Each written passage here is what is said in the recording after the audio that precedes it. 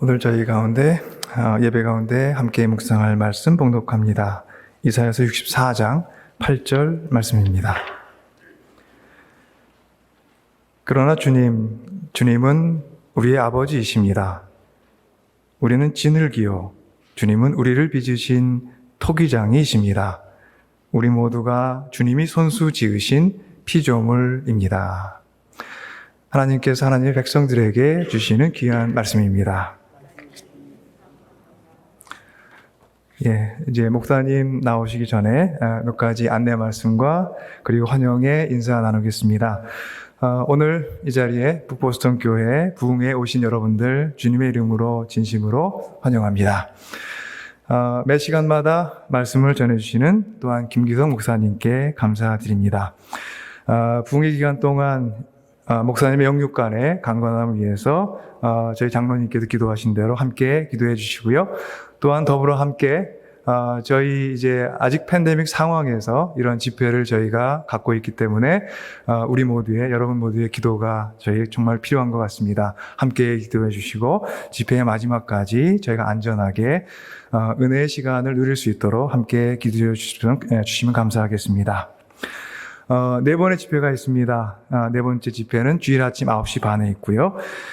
그리고 우리의 이제 영혼 가운데 채워질 말씀의 은혜 가운데 저에게 세상과 삶을 변혁시킬 그리고 이 시대를 살아갈 믿음의 지혜가 충만히 채워지기를 또한 소망합니다. 예배 후에 오늘 집회 예배 후에 다과가 간단하게 있습니다. 저희 교회 친교실에 가시면 원하시는 분들 함께 친교 나누면서 잠깐 대화를 하실 수 있습니다. 목사님과 함께 해주시기 바랍니다. 김기성 목사님 이제 나오실 텐데요. 저희가 2020년 7월 정도 목사님 모시고 부흥회를 해왔으면 하는 소망을 가지고 준비하고 있었습니다. 그때는 이제 공식화되기도 전인데요. 근데 3월에 저희가 아는 바대로 이제 여러 상황이 바뀌었고, 그리고 7월을 맞이할 때 저희는 뭔가를 멈춰야 됐고요. 그리고부터 이제 만 2년이 지난 2022년 8월에 마침내 목사님과 함께 이렇게 은혜의 시간을 갖게 되었습니다. 많은 소개는 필요하지 않을 것 같습니다. 여러분들이 이미 여러 경로를 통해 만나오신 목사님, 참 따뜻한 목사입니다라는 생각을 늘 하고 있고요. 오늘 이제 저에게 주신 말씀, 전체 제목은 주님의 눈으로 세상을 보다 주기도문을 갖고 저희에게 이제 나흘에 걸쳐서 집회를 인도해 주십니다. 목사님의 설명에 따르면 주기도문은 오래된 새 길입니다.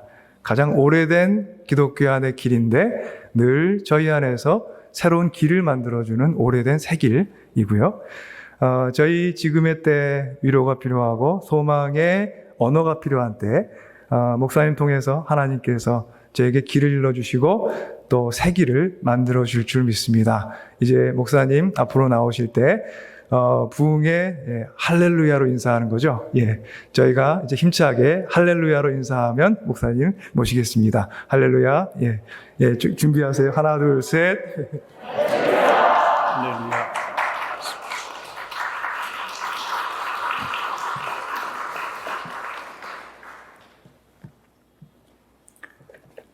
주님의 평강이 북부 보스턴 교회 교우 여러분과 또 말씀을 사모하여 이 자리에 나오신 모든 분들과 함께 하시길 빕니다. 사실 저는 부흥회라고 하는 말 할 때마다 조금 부담스럽습니다. 왜냐하면 저는 전형적인 부흥사가 아니기 때문에 그렇습니다. 부흥사님들처럼 믿습니까? 이런 것도 잘하고 그럼 좋을 텐데 저는 그러지 못하고 차분하게 말씀을 나누는 편이기 때문에 그렇습니다. 어떤 게 부흥일까요? 내 기분이 뜨거워지고 기분이 참 좋았어. 뭔가를 체험한 것 같아. 혹은 내 소원이 이루어져서 이런 것들을 사람들은 부흥이라고 흔히 생각을 합니다. 그러나 기독교 신앙에 있어서 부흥이라고 하는 건 다른 것 없습니다. 예수 그리스도의 마음과 내 마음이 일치되는 것이 부흥이라고 얘기할 수 있습니다. 우리의 이번 목표는 예수 그리스도의 마음과 우리의 마음이 어떻게 일치를 이루어야 하는지 여기에 대한 고민을 함께 나누는 것입니다.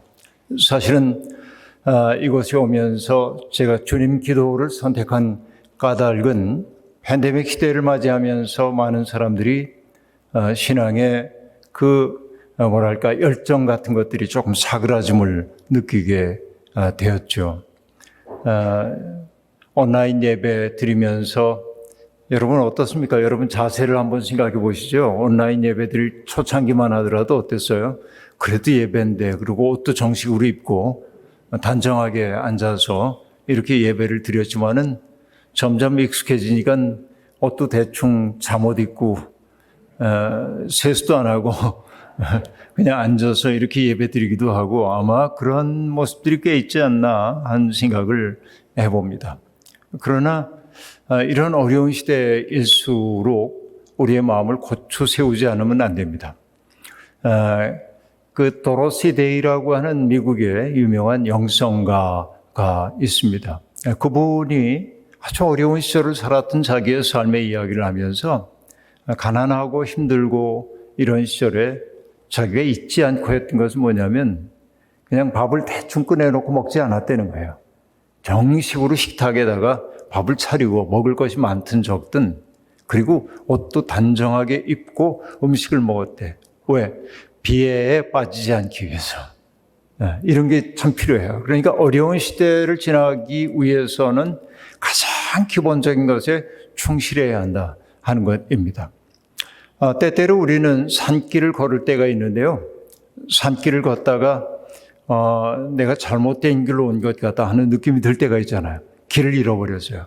그럴 때 사람들은, 보통 사람들이 하는 일은 뭐죠? 지도를 보거나 요즘은 구글 맵 같은 것이 있기 때문에 찾아서 보기도 합니다만은, 옛날에는 그런 거 없을 때 정말 자기가 걸어온 길들을 되짚어 보면서 잘못된 길로 왔다고 생각될 때는 어떻게 했습니까? 돌아가야 하잖아요. 내가 아는 길이 나오는 곳까지 돌아가서 새롭게 시작해야 하잖아요. 그런데 지금까지 걸어왔던 그 거리가 아깝다고 해가지고 내쳐 걷지 뭐. 그럼 결국 뭐예요? 망하는 것입니다. 우리의 신앙생활 또한 마찬가지입니다. 아주 오랫동안 신앙생활을 해왔지만은 내가 바른 길로 가고 있는가를 늘 점검해 보지 않으면 안 된다 하는 얘기예요. 그러니까 이 부흥회라고 하는 것은 나의 신앙이 바른 길로 가고 있는지를 다시 한번 점검해 보고, 앞서도 말씀드린 것처럼 예수 그리스도의 마음과 나의 마음이 어떻게 일치를 이루는가를 결단하고 또 그렇게 살아보려고 애쓰는, 이것이 바로 진정한 부흥이다 하는 말씀을 드립니다. 그래서 오늘 생각해야 될 것은 주님 기도인데, 사실은 네 번의 제가 말씀 전하는 시간을 통해서 주님 기도를 다 설명한다는 것은 거의 불가능한 일입니다. 그러나 할 수 있는 만큼 해보는데요, 충분하게 얘기할 수가 없다는 사실이 마음에 안타깝긴 하지만은, 그래도 여러분 그냥 듣고 흘려버리지 마시고, 여러분이 늘 하나님께 드리는 주님 기도의 그 깊은 의미가 무엇인지를 깨닫는다고 한다면 우리의 신앙생활이 지향해야 할 방향을 잘할 수 있지 않을까 하는 생각을 해봅니다. 여러분, 주기도문의 첫 대목이 어떻게 되죠? 하늘에 계신 우리 아버지여. 그 다음에 뭐예요?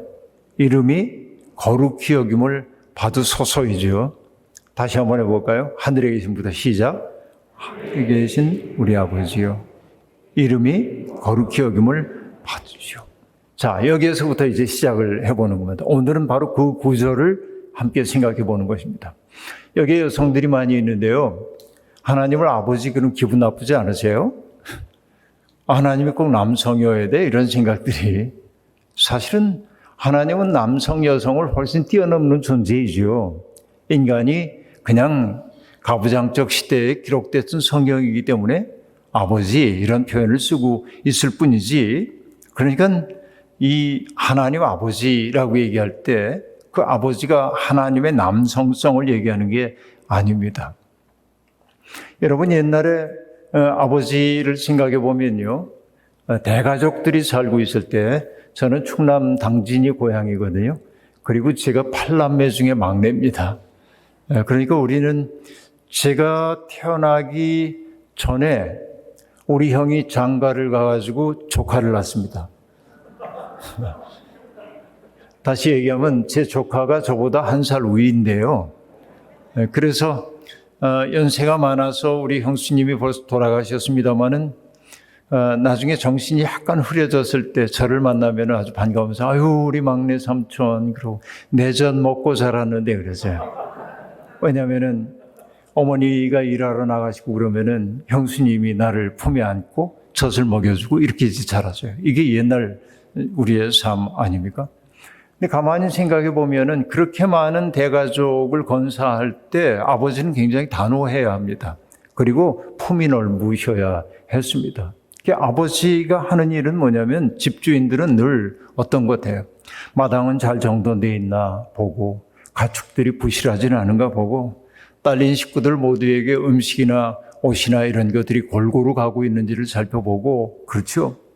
또 병든 자식이 있으면 좀 특별한 돌봄을 제공하기도 하고 그리고 그뿐만 아니라 가축들이 새끼를 낳고 그러면은 극진하게 돌봐주고 겨울이면은 쇠죽을 끓이고 이러면서 집안을 전체적으로 간수를 했단 말이죠. 그러니까 우리가 생각해야 될 것은 뭐냐면은 아버지라고 한 말 속에 담겨 있는 것은 어떤 남성으로서의 어떤 아버지를 뜻하기보다는 이 세계를 하나의 가정이라고 본다면은 그 세계를 잘 돌아가도록 하기 위해서 세심하게 살피고 돌봐주는 분으로서의 아버지란 말이죠. 하나님 그런 분이란 말이에요. 그러니까 이 세상이 이렇게 돌아가고 있는 것은 저절로 되는 게 아니고 우리가 믿고 있는 하나님께서 우리의 옛날 가장들이 그랬던 것처럼 세심하게 돌보고 계시기 때문에 우리는 이렇게 살고 있다는 얘기입니다. 그런데 여러분, 우리가 믿는 하나님은 엄청나게 크신 분이잖아요. 여러분, 얼마 전에 미국발 뉴스, 어마어마한 뉴스가 전 세계에 번져갔죠. 제임스 웹이라고 하는 망원경을 통해서 우주의 신비가 막 드러났거든요. 여러분 그 사진 보셨습니까? 여러분 우주가 탄생하고 소멸하고 하는 그 모습을 보여주는데 정말 놀라운 웅대한 세계가 펼쳐지고 있습니다. 그런데 우리는 고백하잖아요. 하나님이 온 세상을 창조하셨다고 고백하잖아요.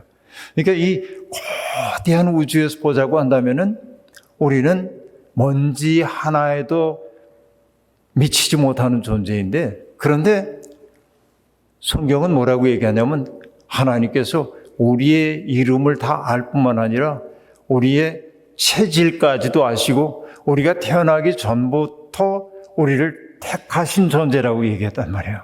그러니까 이게 신비인 것입니다. 그렇죠? 우리는 하나님을 그래서 온 세상을 경영하시는 분으로 고백한단 말이에요. 그러니까 하나님은 창조주이시고 섭리자이시고 보호자이시고 부양자이시고 우리의 삶의 모델이 되기도 하는 분이기도 합니다. 그런데 여러분, 예수님이 제자들에게 기도를 가르쳐 주시면서 그 첫 마디가 뭐냐면은 우린 기도할 때 전지전능하시고 여러분 전지전능 이런 말 잘 쓰잖아요. 영원불변하시고 온갖 수사요구를 갖다가 다 붙인단 말이에요.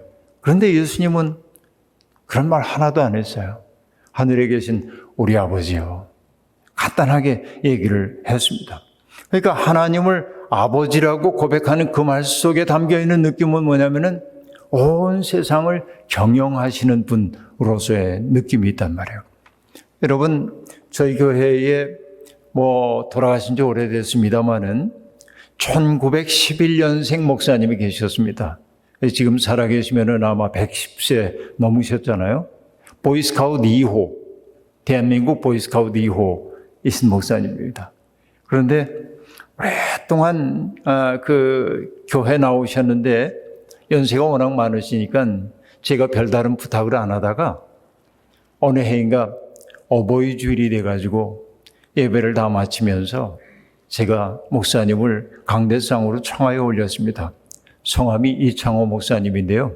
이창호 목사님 강대상으로 올라오셔서 저희들을 위해 축도해 주시면 좋겠습니다. 그러자 90이 넘은 노인이 부축을 받고 강대상으로 올라오셨습니다. 수십 년 만에 처음으로 강대상 앞에 섰습니다.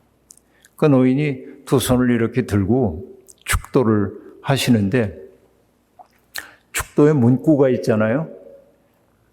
그 문구를 잘 기억을 못 하셨을 수도 있어요. 하도 오래돼서. 그런데 그분 입에서 한참 있다 떨리는 목소리로 이런 구절이 나왔습니다. 아버지. 그러고는 가만히 계세요. 스스로 이 너무 아버지라고 하는 그 발화된 음성 그 자체가 교인들을 뭔가 느낌 속으로 확 몰아넣었어요. 근데 한 10초쯤 지나가지고 또 아버지 다 울었잖아요. 제가 얘기합니다. 야, 목사님, 제가 25분 동안 설교했는데 아버지 두 마디를 가지고 나를 그냥 완전히 이겨버리시네요. 그리고 왜냐하면 사람들이 그 아버지라고 하는 이 연세 많으신 목사님의 그 두 마디에 마음이 그냥 확 무너졌어요. 이런 경험의 차원들이 있는 것이죠. 그러니까 예수님이 하늘에 계신 우리 아버지라고 얘기할 때 그 아버지는 단순하게 호명하기 위한 게 아니라 이렇게 크신 하나님이 이렇게 친밀하게 우리를 돌보고 있다고 하는 사실에 대한 고백이기도 했다 하는 얘기입니다. 성경에는 하나님이 이 세상에 나타나실 때 동반하고 있는 현상들을 많이 얘기하고 있어요. 시내산에 올라가서 모세가 하나님 만나려고 할 때 우레소리가 나죠. 막 천둥이 쳐요. 번개가 치고 빽빽한 구름이 그들 가운데 있고 나팔소리 나는 것 같고 정말 그 하나님이 강림하시는 것은 인간을 압도하는 것처럼 보였어요.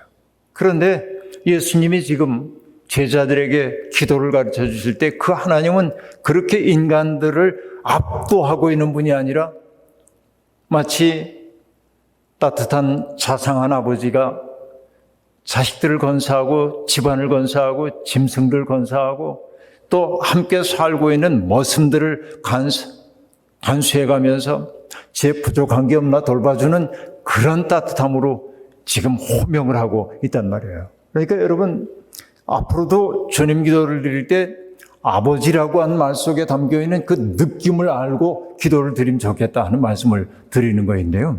그런데 그 아버지가 하늘에 계신 나의 아버지가 아니에요. 뭐라고 했어요? 우리 아버지, 그렇게 얘기합니다. 사실 여러분, 아버지라고 하는 말이 갖는 양가 감정이 있습니다. 아버지 그러면은 여긴 정말 수많은 인생의 경험들이 있어서 어떤 분은 아버지 그럼 눈물이 축 나는 분도 있고 어떤 분들은 아버지 그러면 다시는 기억하고 싶지 않은 이름일 수도 있어요. 왜냐하면 아버지에 대한 경험들이 서로 다 다르기 때문에 그렇습니다. 한 두 달쯤 전에 제가 강릉에 강의를 하러 간 적이 있는데 강의 마치고 한 목사님하고 대화를 나누는 중에 그가 자기 아버지에 대한 이야기를 했습니다. 아버지는 정말 잘생기고 똑똑하고 사회적으로도 성공한 분이었습니다. 근데 아들도 당신 못지않게 성공한 사람이 되기를 원했습니다. 그런데 아들이 목사가 되더니 강릉이라고 하는 조그만 시골에 가서 쬐끄만 교회 담임 목사를 하고 그 또래 아들들이 좋은 차 타고 다니는데 아들은 승합차 운전하고 그러니까 아버지가 너무 속상해가지고 아들을 별로 보고 싶어 하지 않았다는 겁니다. 그러니까 그 아버지를 만나려고 그러면 언제나 주눅이 드는 거예요. 아들이. 아버지가 나에게 눈치 주는 것처럼 느껴지고 그랬던 겁니다. 근데 아버지의 팔순생신이 돼가지고 저보다 많이 후배니까 팔순생신이 돼가지고 함께 식사 모임인데 아들인데도 쭈뼛쭈뼛하고 있는데 매형이 처남이 목사님이니까 대표기도 해. 그래서 그 목사님이 팔순을 맞으신 아버지를 기억하면서 대표기도를 하는데 아버지를 기억하며 기도를 하는데 갑자기 눈물이 나고 말문이 막히고 그래가지고 결국은 기도를 못하고 앉았답니다. 그 아버지하고 맺혀 있는 그런 감정들이 아마 그 속에 있었던 것 같아요. 목이 메어버리고 말았습니다. 분위기가 좀 어색해졌죠. 식사하는 그 분위기가. 그런데 식사 끝난 다음에 자기가 그동안 한 번도 생각해 보지 못하던 일을 했어요. 그게 뭐냐면 아버지를 안았어. 그래서 아버지를 이렇게 안았어요. 그러니까 아버지도 그 아들을 이렇게 토닥거려준 거, 위로해 준 거야. 근데 그 목사님 얘기가 놀라웠습니다. 그날 이후에 자기를 오랫동안 괴롭히던 허리병이 사라졌어요. 참, 왜냐면 우리 속에 맺혀 있는 뭔가가 우리를 병들게 만들 때가 많이 있는데, 그 아버지를 위해 기도하다가 목이 메어버리고 말았는데, 그러니까 언어로 뭔가 표현할 수가 없어요. 그래서 그가 했던 것은 뭐냐면 언어를 넘어서는 행동으로서의 아버지를 그냥 부둥켜 안았어요. 그동안 내 마음 아프게 했던, 나를 무시하는 것처럼 보여서 서운했던 그 아버지를 그냥 안았어. 왜 안았냐고 물어봤더니 아버지가 늙으신 게 또 느껴졌대요. 안았어요. 그러고 나니까 뭐냐면 아버지도 녹아졌고 아들도 녹아지고, 그러니까 치유가 일어난 거예요. 그 얘기를 들은 적이 있습니다. 그런데 여러분, 그 목사님만 그런 게 아니고 카프카라고 하는 체코 출신의 소설가가 있는데, 이 카프카가 아버지에 대한 이야기를 합니다. 어느 날 잠을 자다가 깨어나가지고서는 엄마 아버지한테 물을 달라면서 칭얼거렸습니다. 사실은 꼭 물을 먹고 싶었기 때문이라기보다는 엄마 아빠의 관심을 끌고 싶어가지고 일부러 칭얼거렸어요. 근데 그 칭얼거리는 게 조금 좀 길었어요. 그 아버지가 화가 났습니다. 그래서 아이를 옷을 벗겨가지고 속옷만 입힌 채 베란다에 내쫓은 거예요. 베란다에 내쫓았어요. 한동안 속옷바람으로 혼자 세워두고 아버지는 문을 닫고 들어가 버리고 말았습니다. 근데 이게 어린 카프카에게 어마어마한 트라우마가 됐습니다. 평생의 트라우마가 되거든요. 그래서 어느 날 밤 거인의 모습을 한 아버지가 느닷없이 나타나가지고 최후의 심판관이 되어 나를 침대에 드러나서 베란다로 내보낼 것 같아서 그 아버지에 대한 공포, 이게 너무 컸던 거예요. 그럼 아버지에게 나는 무가치한 존재라고 하는 그런 생각이 나를 괴롭혔다라는 이야기입니다. 그런데 결국은 카프카는 아버지에게 느꼈던 나의 감정이 이러하다고 말함으로 치유되는 경험을 하기도 했던 것입니다. 그런데 여러분, 우리는 뭐냐면 우리가 믿는 그 하나님은 그렇게 가혹한, 누군가를 칭얼거리는 어린아이들을 베란다에 내쫓는 그런 하나님 아니고, 우리가 하고 있는 일 하나하나를 마치 CCTV가 이렇게 바라보고 있는 것처럼 일거수일투족을 바라보면서 우리를 벌 주려고 하는 분이 아니란 말이에요. 우리가 믿는 하나님은. 그래서 여러분, 우리 교회에 크리스마스 때 금지 캐롤이 하나 있습니다. 그 캐롤이 뭐냐면 울면 안 돼, 울면 안 돼. 산타크로스는 우는 아이에게는 선물을 안 주신대, 이런 거. 아니, 치사하게 애가 울 수도 있지, 운다고 선물을 안 주고 그래. 이게 뭐냐면은 여러분, 산타크로스에 대한 얘기이기도 하지만은 아이들에겐 산타크로스지만 어른들에겐 뭐냐면 하나님이 우리의 일거수일투족을 보면서 벌 줄 것을 헤아리고 있는 것처럼 느낀단 말이에요. 그렇잖아요. 우리도 모르게 내면 속에 그런 생각들을 품고 있단 말입니다. 그러나 그런 하나님 아니라니까. 하늘에 계신 우리 아버지 하고 말해요. 자, 우리란 말 속에 담겨있는 의미는 뭐냐? 기독교 신앙의 본질이라는 게 개인적이기보다는 공동체적이다라고 하는 걸 보여줘요. 신앙은 함께 할 때 신앙이 되는 거예요. 정말로 그러합니다. 여러분, 모닥불을 피우잖아요. 이렇게 장작더미를 이렇게 해가지고 모닥불을 피워요. 그러면 불이 잘 붙습니다. 근데 그 장작더미 하나를 끄집어내가지고 저쪽으로 던져놓으면요, 어떻게 돼요? 금방 꺼지죠? 제가. 왜 그래요? 동료들의 온기를 얻을 수가 없기 때문에 그렇습니다. 신앙생활은 언제나 공동체적이어야만 하는 것이죠. 이게 바로 우리 아버지라고 하는 말 속에 담겨 있는 의미입니다.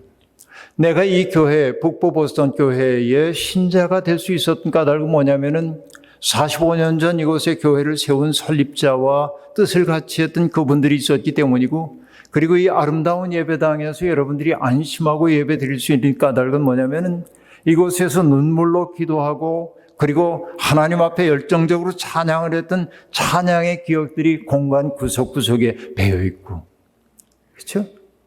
그래서 여러분, 교회는요 함부로 뜯어내고 때려 부시고 그러면 안 돼요. 저는 이게 진짜 중요하다고 생각해요.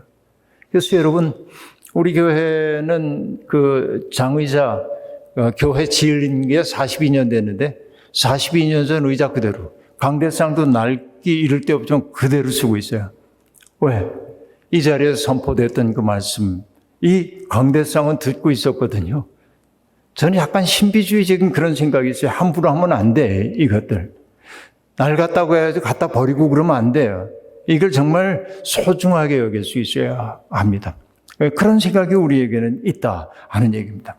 그러니까 우리가 신앙을 갖게 된 것은 뭐냐면은 누군가가 씨를 뿌렸기 때문이고, 누군가가 우리에게 그리스도의 이야기를 들려주었기 때문이고, 누군가가 우리를 초대해 주었기 때문이고, 그리고 누군가가 우리가 시험에 빠졌을 때 내가 회복할 수 있도록 도움을 줬기 때문에 내가 살고 있거든요.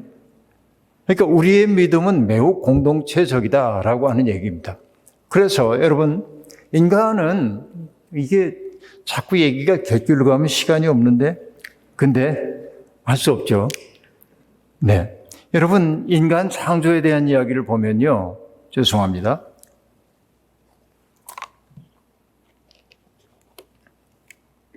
인간 창조에 대한 이야기를 보면, 자, 하나님이 아담이 쓸쓸한 것을 보고 아담을 좀 돕는 짝을 만들어줘야겠다 하고 아담을 깊이 잠들게 하시잖아요.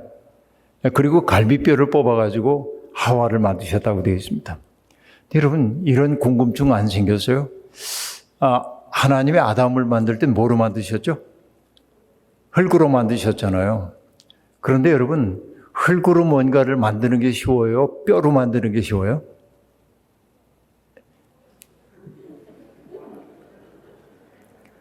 재료 자체가 뼈가 힘들잖아요, 만들기를. 근데 왜 하나님이 이렇게 어려운 과정을 거치셨을까? 흙으로 하면 좀 쉬우셨을 텐데. 여러분 또 속으로 그러고 있죠. 하나님은 능치 못할 일이 없는데 뭐 그까짓 게 어려워. 여러분 그런 생각하고 있는지 몰라요. 이거는 여러분 어떤 그 신학적인 진실을 밝히기 위한 이야기가 아니고 제가 이제 농담처럼 하는 얘기인데, 그럼 하나님이 흙을 빚어 하와를 데려올 수도 있잖아요. 근데 굳이 아담을 잠들게 하고 하나를 빼내고 그리고 이걸 가지고 사람을 하와를 만들어서요. 이 과정, 왜 그 번거로운 과정을 거치셨을까? 그런데 여러분, 그 의미는 잠에서 깨어난 아담이 했던 말 속에 담겨 있습니다. 그가 뭐라고 얘기했냐면, 이제야 나타났구나 이 사람 하고 말해요. 이제야 나타났구나 이 사람. 세 번역은 그래요. 그리고 그 다음에 뭐라고 얘기하냐면, 뼈도 나의 뼈, 살도 나의 살, 남자에게서 나왔으니 여자라 하리라, 이렇게 말해요. 뼈도 나의 뼈, 살도 나의 살, 그러니까 너는 내 거야 라는 얘기가 아니고 너와 나는 한 몸이란 얘기예요. 그게 너와 나는 한 몸이다. 그 얘기를 달리 얘기하면 어떤 얘기가 될까요? 너 없이는 나도 없다야. 그러니까 인간의 본질이라고 하는 게 뭐냐면 너 없이는 나도 없는 존재로 지음받았대. 이게 성경의 첫 번째 얘기입니다. 자기 앞에 나타난 낯선 존재를 보고 넌 참 낯설구나. 나와 무관해.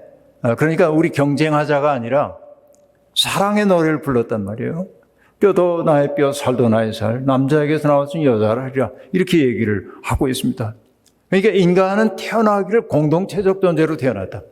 제가 농담처럼 하는 얘기가 있는데 한국 드라마 가운데 옛날 드라마에 그런 게 있답니다.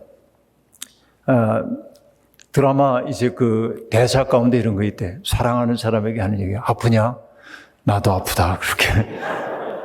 예, 여러분 그런 대사 아십니까? 아프냐? 나도 아프다. 아니, 저 사람이 아픈데 왜 내가 아파요? 사랑하기 때문에 그런 거죠. 여러분, 제 전임자인 원로 목사님 돌아가셨습니다만 그 원로 목사님이 40살에 결혼하셨는데 사모님은 38살이었고 39살에 임신을 하셨습니다. 사모님이. 입덧을 했어요. 근데 여러분, 목사님도 따라서 입덧을 했대요.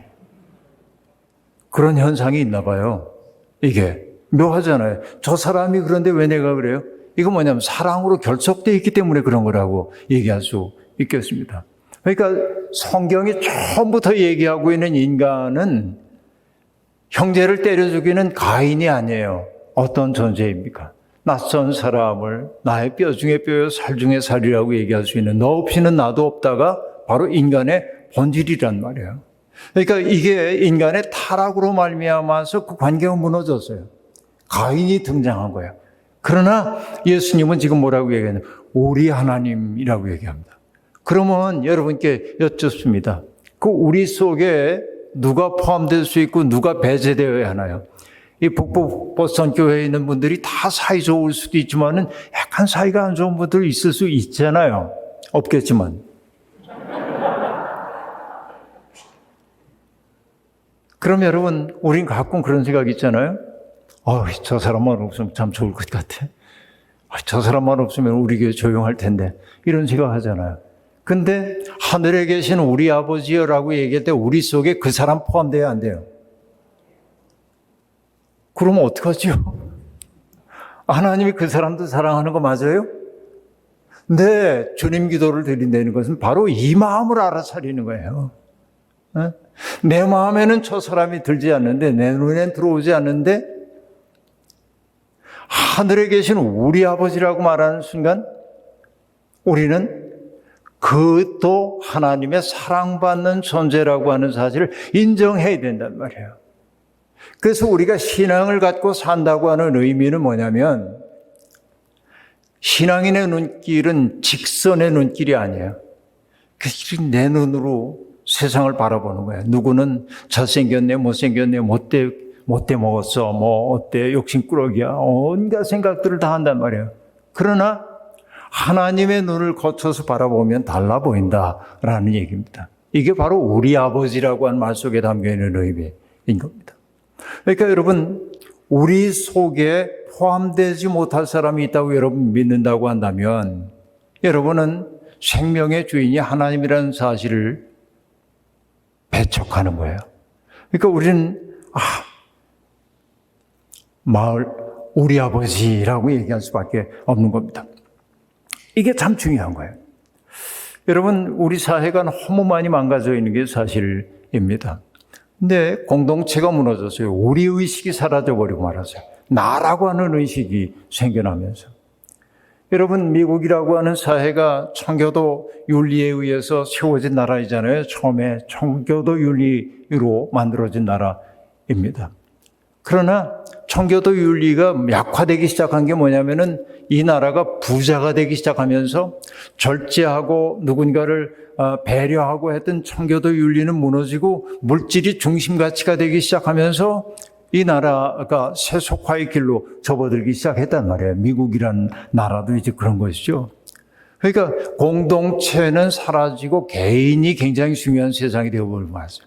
물론 미국이라고 하는 사회에서 거의 유일하게 남아있는 공동체는 가족 공동체라고도 얘기할 수 있겠는데 교회 공동체도 덜어 있긴 하지만은 나라고 하는 게 강조되고 우리라고 하는 게 약화됐을 때 어떤 세상이 오냐면 살벌한 세상이 오는 거예요.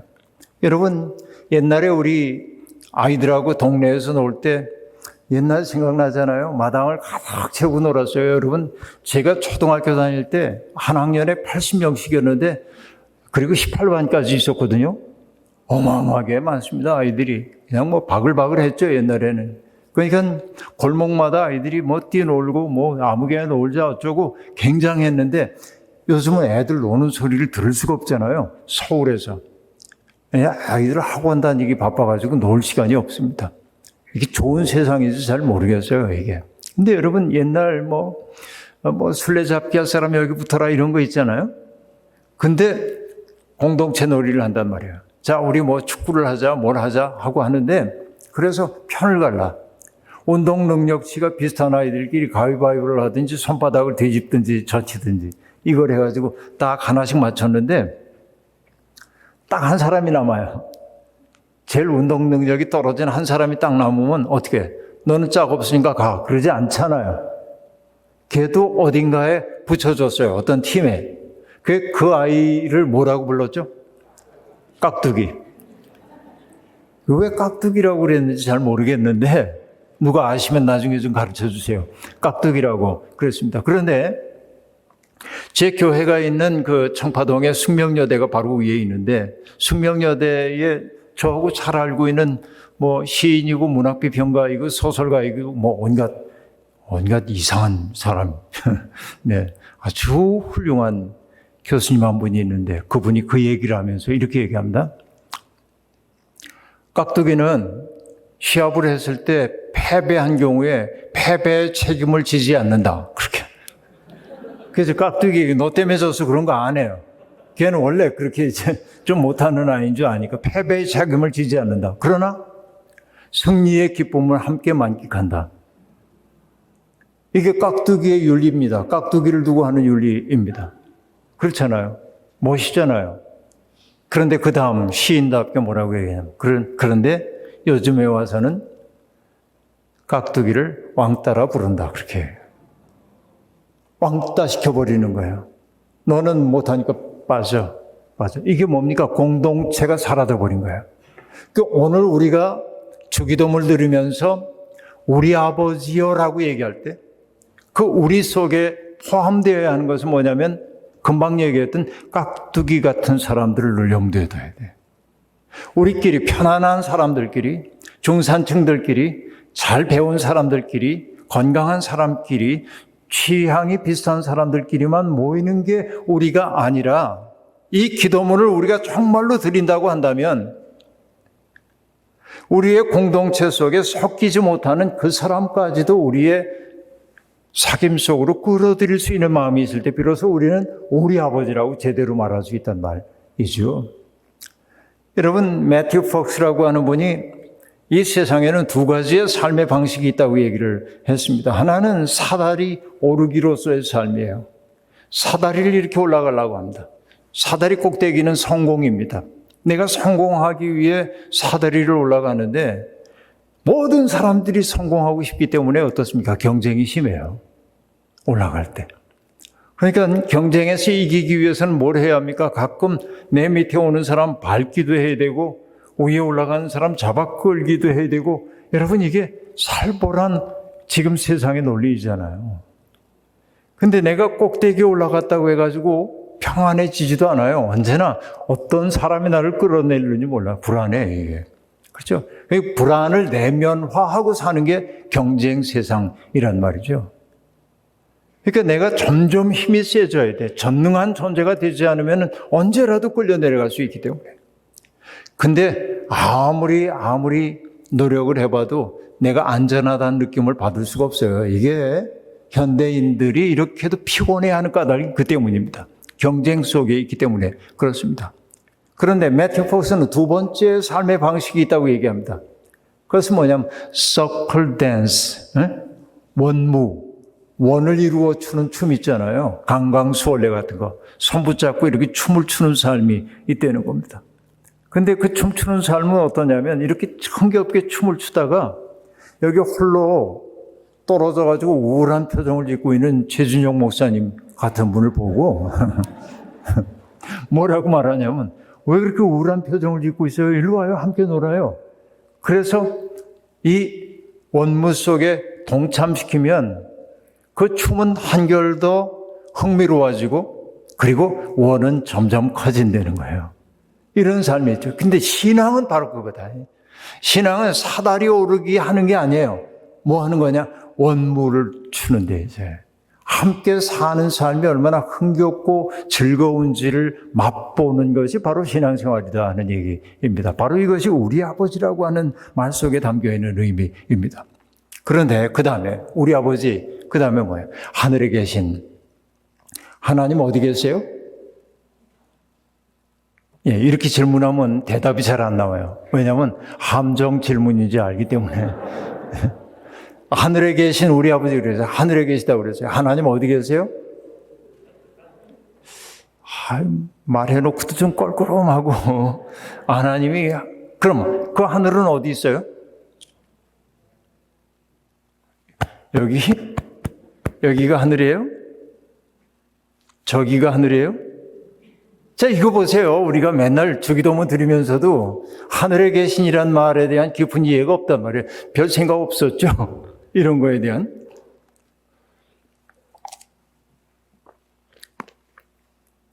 여러분, 하늘에 계신이라고 하는 것은 하나님이 계신 장소나 공간에 대한 이야기가 아니에요. 그러니까 옛날에 어떤 사람이 천국을 갔다 왔는데 뭐 천국이 목성 근처 어디 있다고 얘기하는데 이런 거 다 사기예요. 네? 여러분 그렇잖아요. 이게 그런 거 아니에요. 하늘에 계신하고 얘기할 때 저 하늘을 가리키면 안 돼요. 도마복음서라고 하는 복음서가 있는데 옛날에 나온. 그러니까 하나님이 하늘에 계시다고 한다면 우리보다는 새들이 하나님께 가깝겠네 그랬단 말이에요. 자, 하나님이 물속에 계시다고 하면 우리보다 물고기들이 하나님께 가깝겠네 그랬어요. 그러니까 이게 오해하면 안 돼. 하나님이 하늘에 계시다라고 얘기할 때 그 하늘은 저 창공을 얘기하는 게 아니다라고 하는 얘기입니다. 그때 하늘이라고 하는 것은 공간을 얘기하는 게 아니고 우리와 무한히 다른 분이에요. 차원을 얘기하는 거예요, 이거는. 우리와 무한히 다른 분이에요. 그러니까 하나님은 자비롭고 친절하여서 우리에게 가장 가까이 계시지만은 동시에 우리를 무한히 뛰어넘는 차원이란 말이에요. 이게 하늘에 계신이라고 한 말의 의미입니다. 그러니까 여러분 보면요. 하늘만 바라보는 사람들이 있잖아요, 세상에. 여러분, 얼마 전에도 미국의 저 오레곤, 워싱턴주 여기에서 산불이 나가지고, 뉴스를 보니까 비극적인 일이 하나 벌어졌더라고요. 다 누군가 죽는 건 비극적이지만은 어느 소방관이 집에 있다가 불이 났다는 소식을 듣고 황급히 현장에 출동을 했는데 불난 집을 가보니까 자기 집 아이들이 놀러간 친척 집이에요. 그래서 이 소방관이 미칠 것 같은데 막 열심히 끄고 안 꺼져요. 그래서 그 안으로 달려 들어가려고 그러는데 동료들이 말려요. 근데 결국 그 집안에서 자기 아이들을 포함한 10명의 아이들이 죽었어요. 이게 미국에서 벌어진 일입니다. 그러니까 여러분 그럴 때 또 여러분 큰 홍수가 나가지고서는 집이 잠기고 이번에 서울에서 여러분 얘기 들으셨죠? 반지하 사는 사람들 이렇게 죽고 그 반지하에 사는 사람들은 여러분 왜 죽을 수밖에 없느냐 물이 이렇게 차들어오면은 다 강화문으로 되어 있기 때문에 문이 열리질 않아요. 물의 압력 때문에. 그리고 안에서 아무리 두드려도 깨지질 않아요. 그리고 알다시피 반지하 거기 위에 창문이 있는데 거기에는 보안 관계 때문에 창살을 해놓고 그러니까 뜯지 못하고 죽잖아요. 이번에 여러분 비로 서울에서 15명이 죽었잖아요. 이런 비극들이 벌어져요. 그러면 여러분 어떻습니까? 전부 하늘만 바라본단 말이에요. 그래서 하늘만 바라보는 거죠. 이 하늘은 빈 하늘이에요. 그러니까 누군가 원망하고 싶은데 원망할 대상조차 없을 때 우리는 하늘만 바라본다고 얘기하잖아요. 근데 여러분 이렇게 얘기해야 돼요. 하늘은 어디에나 있습니다. 하늘은 저 위에만 있는 게 아니고요. 하늘은 들꽃 한 송이 속에도 있습니다. 왜 그러냐면 예수님도 얘기하셨죠. 들에 핀 꽃을 봐라. 하늘을 나는 새를 봐라. 그 얘기는 뭐예요? 들꽃 한 송이 속에도 하나님의 숨결이 다 있고 공중을 나는 새 한 마리 속에도 하나님의 숨결이 그 속에 담겨 있고 하나님의 섬세한 돌봄이 있다는 거죠. 그러니까 본론이 있는 사람들은 뭐냐면 들꽃 한 송이 속에서도 하나님을 보고 그리고 새 속에서도 창공을 나는 새에게서도 하늘을 보고 평화롭게 잠들고 있는 아이의 모습 속에서도 하늘을 보고 주름진 노인의 깊게 팬 노인의 주름 속에서도 하나님을 볼 수 있고, 그렇죠?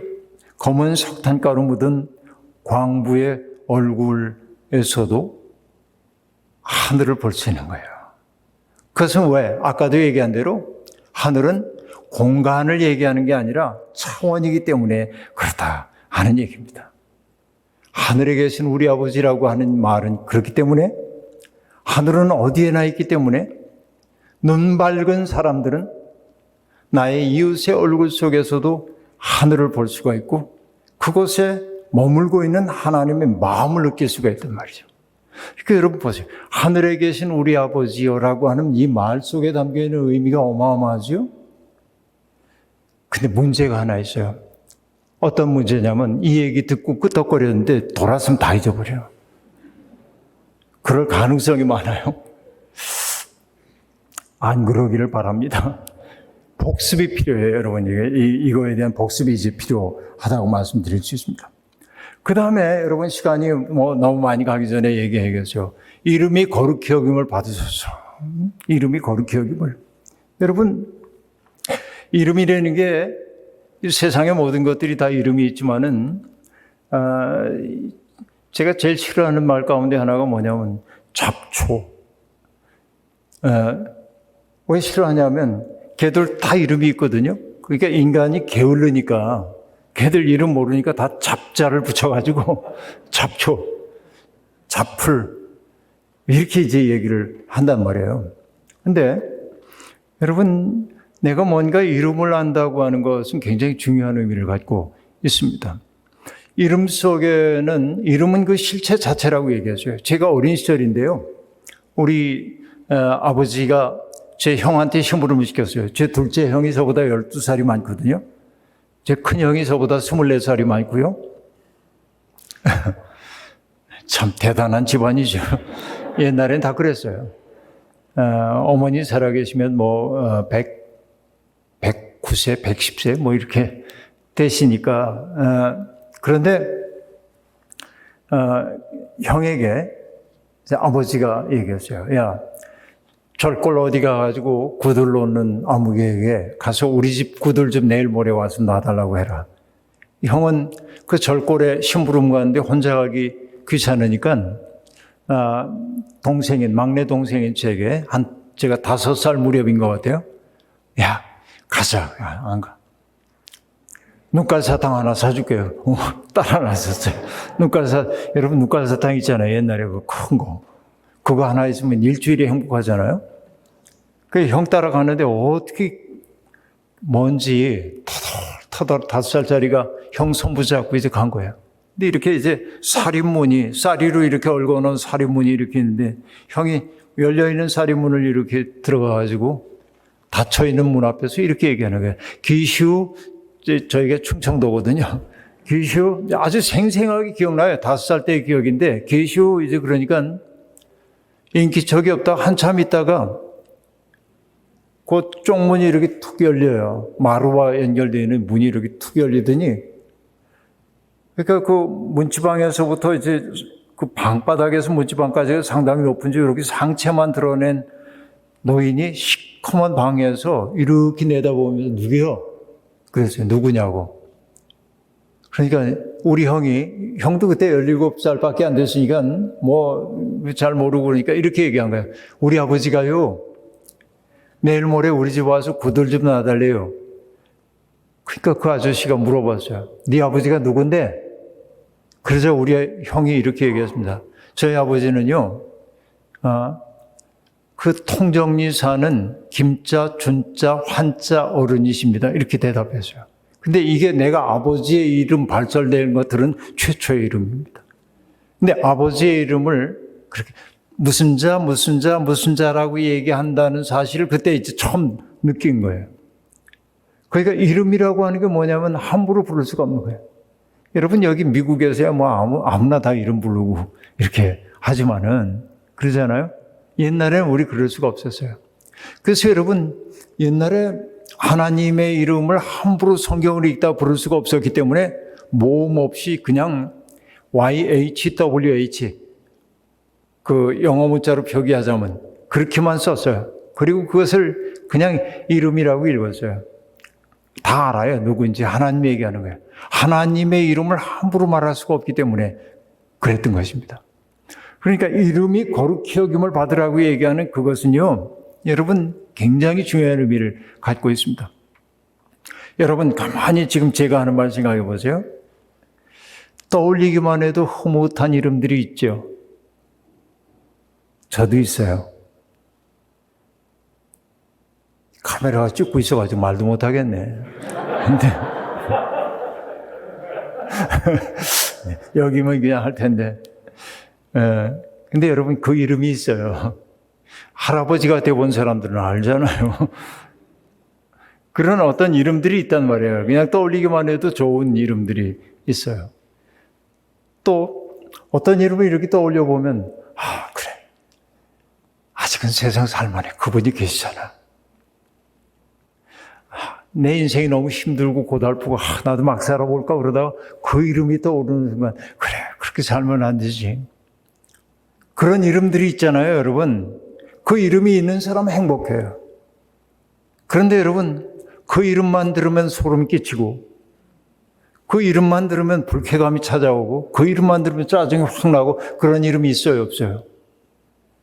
없군요. 여러분들은 정말 대단하십니다. 네, 없을 리가 없어요. 살다 보면 그런 이름들이 있어요. 그래서 사람들은 얘기합니다. 이름은 전조래요. 이름은 전조야. 뭔가를 우리에게 느끼게 만드는 것이라고 얘기할 수 있습니다. 여러분, 성경 로마서 16장에 보면 로마서는 굉장히 중요한 책이잖아요. 신학적으로도. 로마서 16장에서는 신학적인 논술이 별로 없습니다. 거기에서 뭐냐면 바울 사도가 누구누구에게 안부 전해주세요. 그러면서 이름들을 쭉 언급해요. 여러분 젊은 시절에 신학 공부 열심히 하고 그럴 땐 16장은 패스해도 괜찮아요. 별로 중요하지 않았어요. 제게는. 왜냐하면 바울 사도가 죄에 대해서 어떻게 얘기했는지, 은총에 대해서 어떻게 얘기했는지, 성령에 대해서 어떻게 했는지 이게 이제 중요했지 누구 안부 인사 전하는 거 하나도 안 중요했어요. 그런데 나이가 들고 나니까 그 마지막 장이 그렇게 좋을 수가 없어요. 바울이라고 하는 사람들이 여기 언급된 이 사람들 덕분에 살았구나 하는 생각이에요. 그들이 있었기 때문에 바울이라고 하는 사람이 난파하지 않고 견딜 수 있었던 거예요. 그렇죠. 그 이름들이 있어요. 그래서 여러분 생각해 봅니다. 저도 목회자로 42년을 살아왔습니다마는 머릿속에 떠올려지는 이름들이 있단 말이에요. 몇몇 사람들. 그분들을 생각하면 내가 이렇게 살면 안 되지. 그분들을 생각하면 내가 더 겸손해야지. 그런 이름들이 있잖아요. 과연 여러분들의 이름은 어떻게 기억이 될까요? 누군가가 여러분의 이름을 발설하는 순간 다른 사람들의 가슴 속에 어떤 파장이 일어날까 생각해 보신 적이 있습니까?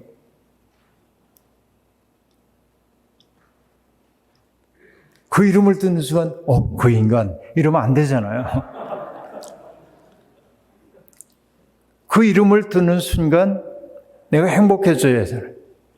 여러분 저는요 신학을 관념적으로 하면 안 된다는 생각이 늘 있어요. 그래서 여러분 이웃사랑 하라고 하잖아요. 하나님 사랑하고 이웃사랑 하라고 하죠. 이웃사랑 어떻게 하는 거예요?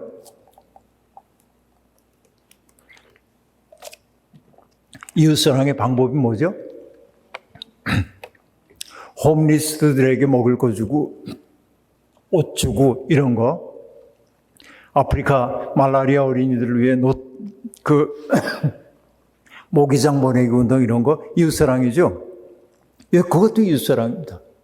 그러나 이웃사랑은 프로그램만이 아닙니다.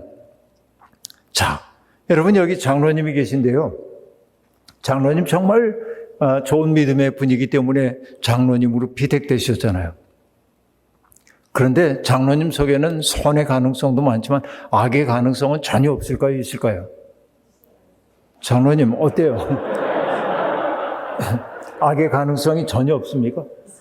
있습니다. 있다고 이제 고백을 하셔요. 고맙습니다. 그렇게 해주셔야. 세상에 어떤 사람이 악의 가능성 없는 사람이 어디에 있겠어요?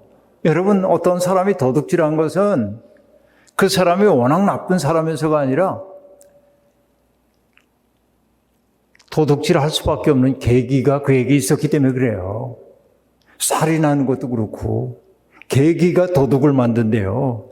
네? 계기가 도덕을 만들어요. 그러니까 여러분, 우리들 속에는 악의 가능성들이 있어요. 악의 가능성에 물을 주면 악인이 되는 거예요. 그러니까 여러분, 도스토옙스키라고 하는 사람이 했던 말이 있습니다. 인간의 가슴이라고 하는 것은 천사와 악마의 투기장이라고 얘기하는데, 천사와 악마가 싸워요, 이 속에서. 천사가 늘 이기면 선한 사람이에요. 내 속에 있는 악마가 이기면 악한 사람이 되는 거예요. 그런데 여러분 생각해 보세요.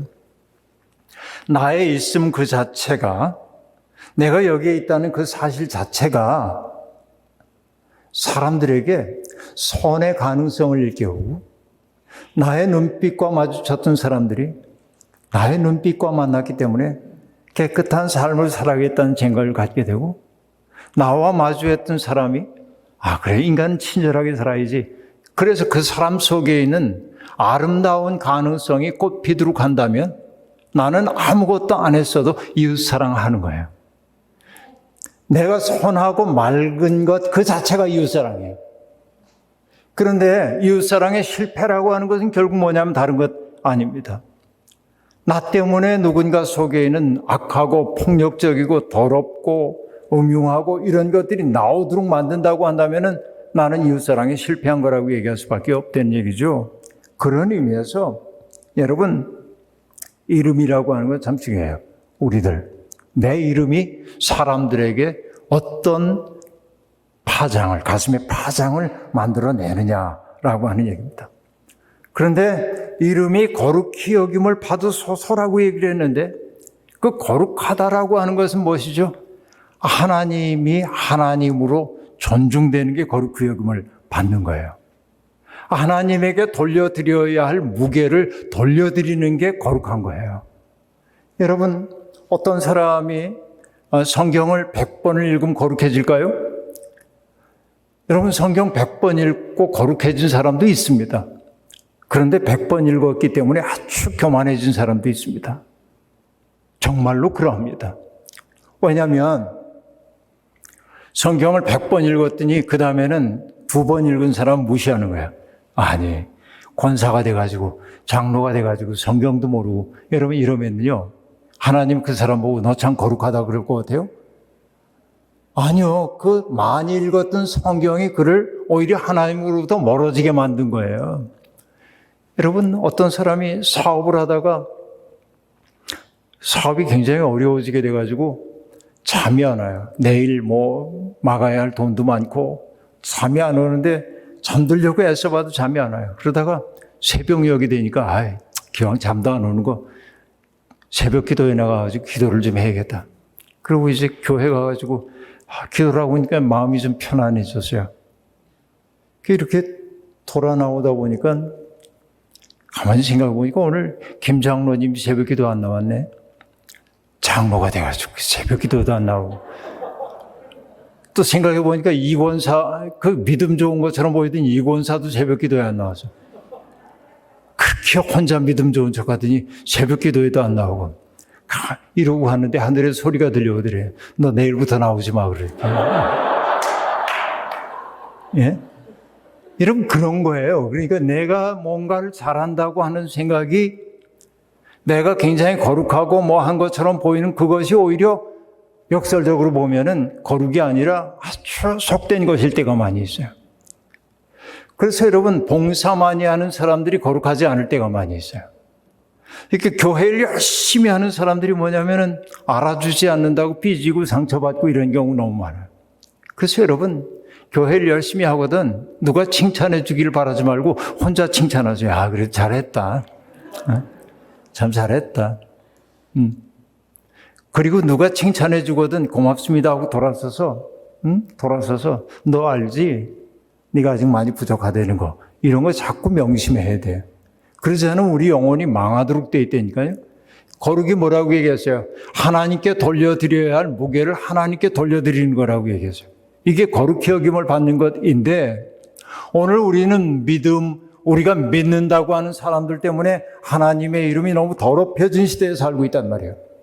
그러면 우리가 당신의 이름이 거룩히 여김을 받으라고 고백할 때 하나님에게 해당되는 무게감을 돌려드리기 위해서는 뭐냐면은 이 기도를 하는 사람들은 스스로 거룩하게 살아야 돼요.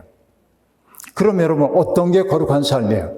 자, 오늘 이야기의 결론입니다. 오늘 이야기의 결론이요.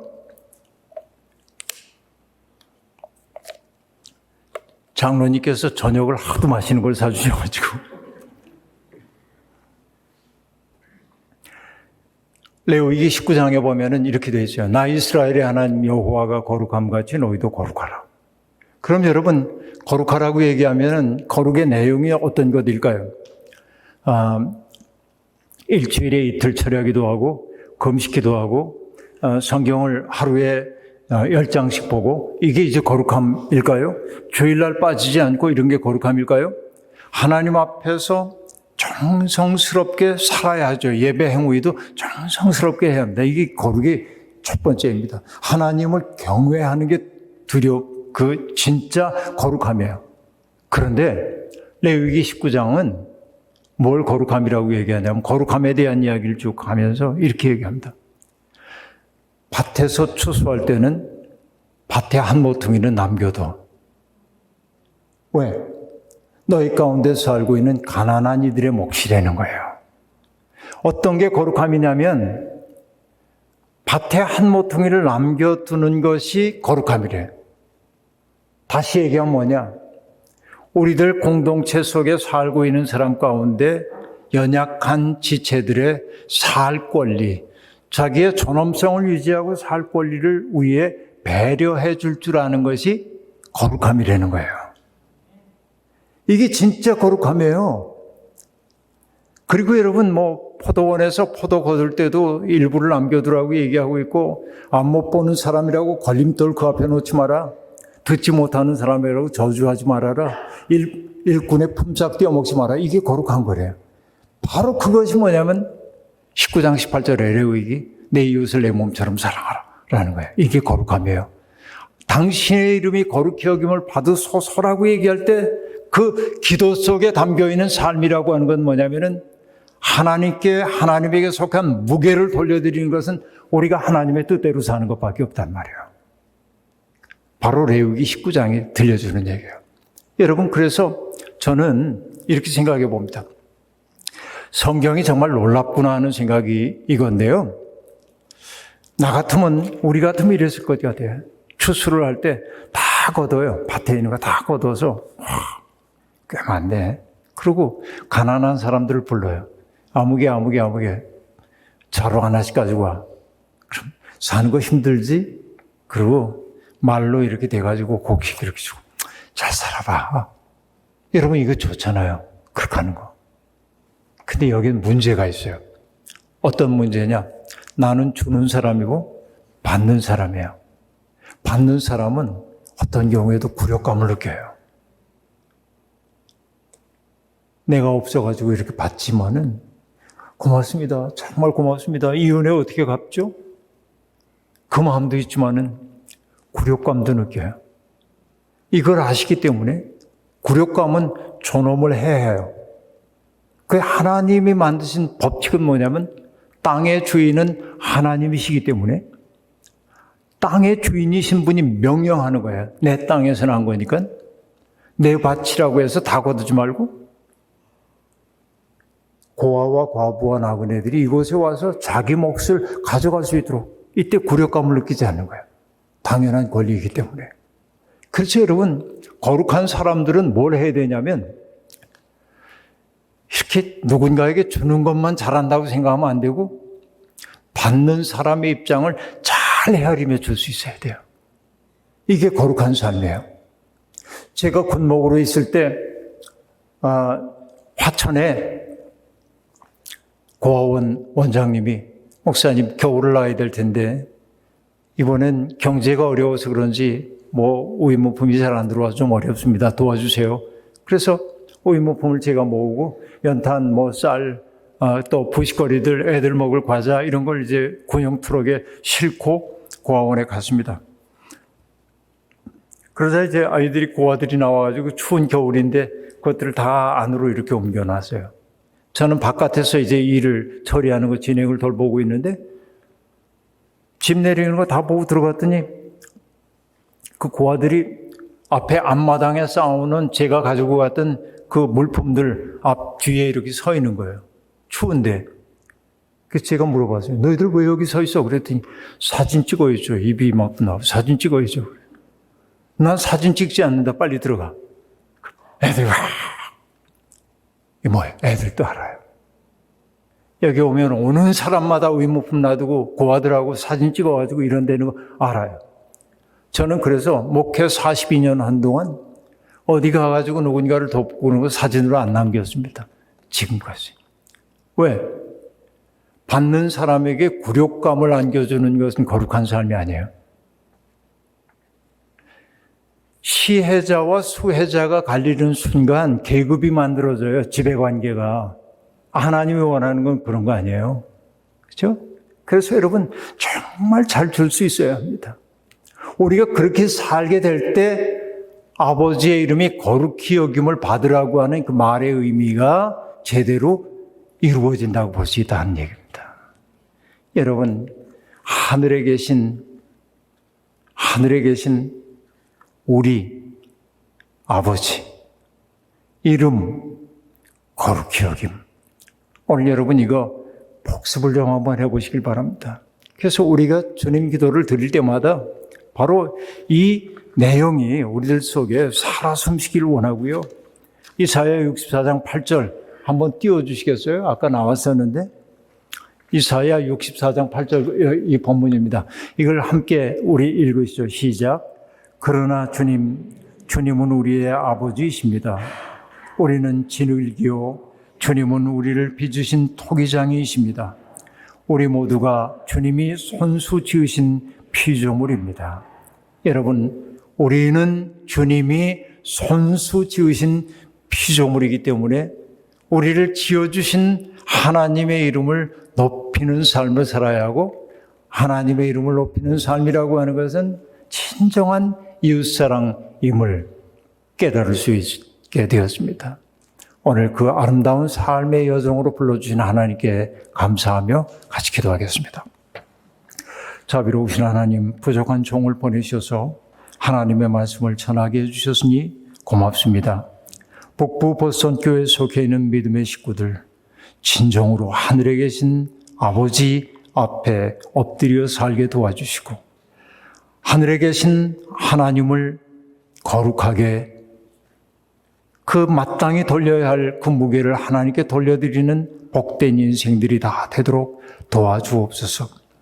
세상을 닮은 사람들 아니라 그리스도를 닮은 사람이 되게 도와주셔서 우리의 있음 그 자체가 하나님께는 영광이요 이웃들에게는 덕이 되게 하시고 우리 스스로에게는 복이 되게 도와주옵소서. 예수님의 이름으로 기도하옵나이다. 아멘.